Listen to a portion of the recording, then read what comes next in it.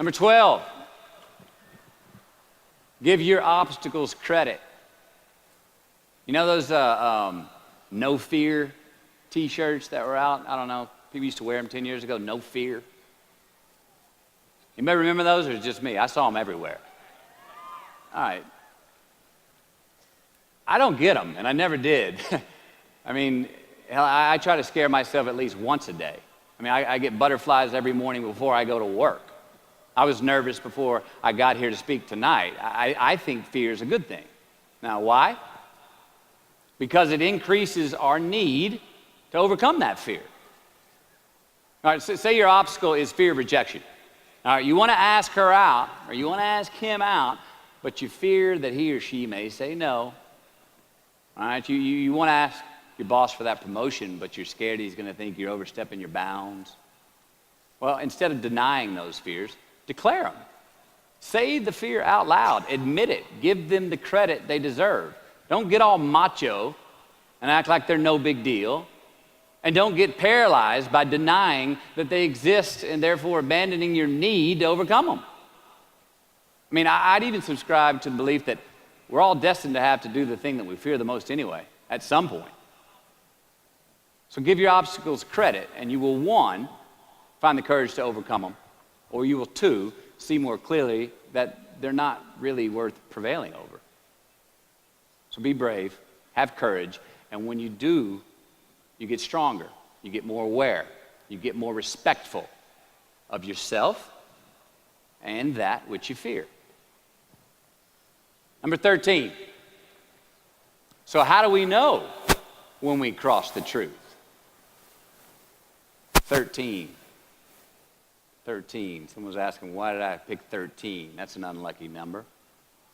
Well, I don't know when 13 got the bad rap and became the mongrel of numerology. It's never done me wrong, 13. In fact, 13 has been a pretty lucky number for me, and I want to tell you how.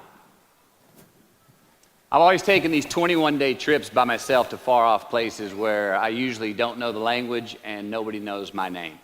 They're adventures, one, but they're also a purge. All right, they're a cleanse for me. They're like a 21-day fast from attention, from all the things I have in my well-appointed life. They're a check out so I can check in with me, see how I'm doing, be forced to be my own and my only company, to have a look in my mirror.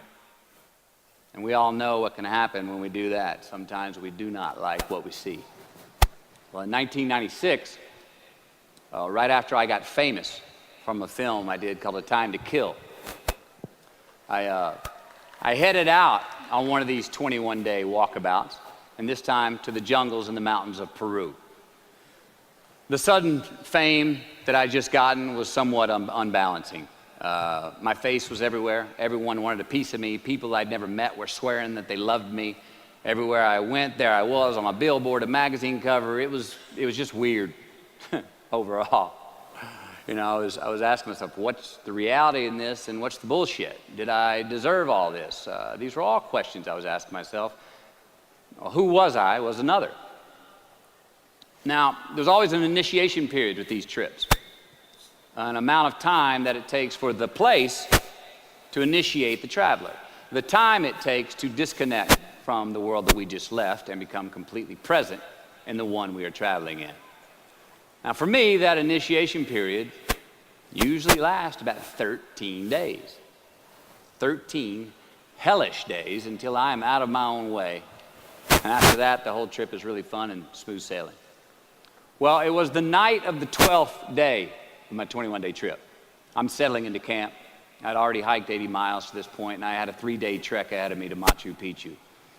And I was full on sick of myself. Wrestling with the loss of my anonymity. I was guilt-ridden for sins of my past. I had a lot of regret. I was lonely, disgusted with my company, mine.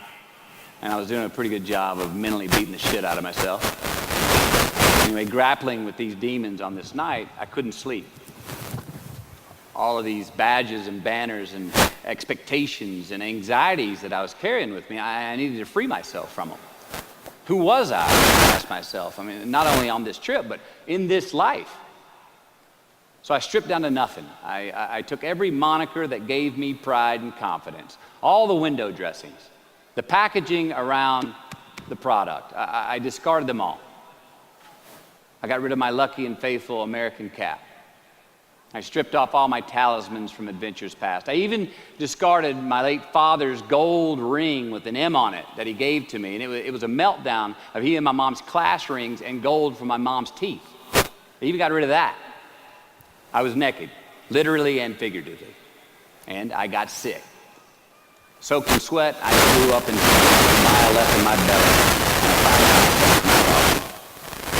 Now, a few hours later, I awoke on this 13th morning to a rising sun, surprisingly fresh and energized. I dressed, made some tea, and I went for a morning walk. Not towards my destination, Machu Picchu, but rather to nowhere in particular. My gut was still a bit peaked from last night's purge, but I curiously felt pretty good. I felt alive, I felt clean, I felt free and light. Along a muddy path on this walk, I turned a corner.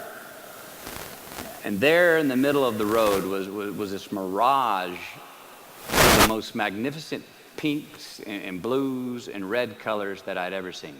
It was electric, glowing and vibrant, just hovering just off the surface of the jungle floor as if it was plugged into some neon power plant. I stopped, I stared, there was no way around it. The jungle floor in front of me was actually thousands of butterflies there in my path. It was spectacular. So I stayed a while. And somewhere in my captivation, I heard this little voice inside my head say these words. All I want is what I can see.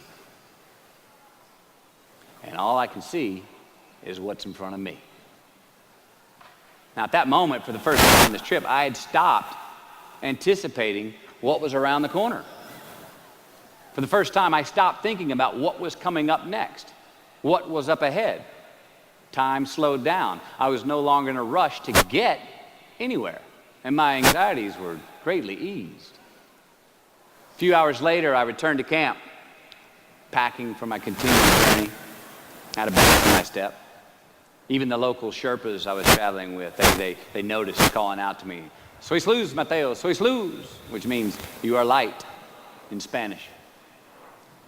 See, I forgave myself that morning. I let go of the guilt. The weight that was on my shoulders was lifted. My penance was paid, and I got back in good graces with my God, and I shook hands with myself, my best friend, the one that we're all stuck with anyway, ourselves. And from that morning on, the adventure was awesome. I was present. I was out of my own way. I was not anticipating next. I was embracing only what was in front of my eyes and giving everything the justice that it deserved. You see, I crossed the truth that morning. Now, did I find it? I don't know. I think it found me. Why? Because I put myself in a place to be found. I put myself in a place to receive the truth. So how do we know when we cross the truth? Well, I think the truth's all around us all the time. I mean, I think the answer, it's always right there or right there. I think it's all around us. We just don't always see it. We don't always grasp it, hear it, access it. Usually because we're not in the right place to do so. So what do? First, I believe we've got to put ourselves in the place to receive the truth. Let's do it. We live in an extremely noisy world with all kinds of frequencies coming at us. We got commitments, we got deadlines, fix this, do that, plans, expectations, and they all make it hard to get clarity and peace of mind. So we have to consciously put ourselves in places to receive that clarity. Now that may be prayer. That may be meditation. That may be a walkabout. That may be being in the right company, a road trip. Whatever it is for you, schedule that time. Schedule it.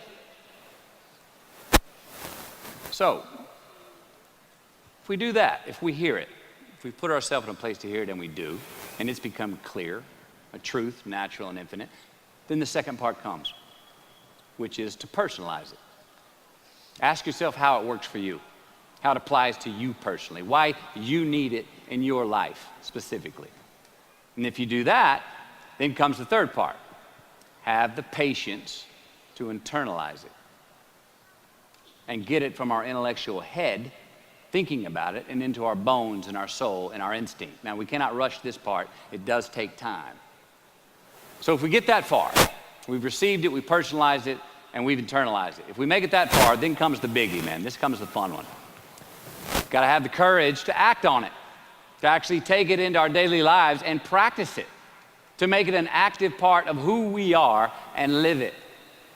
If we can do that, all right, if we can do that, then we have what I believe is heaven right here on earth.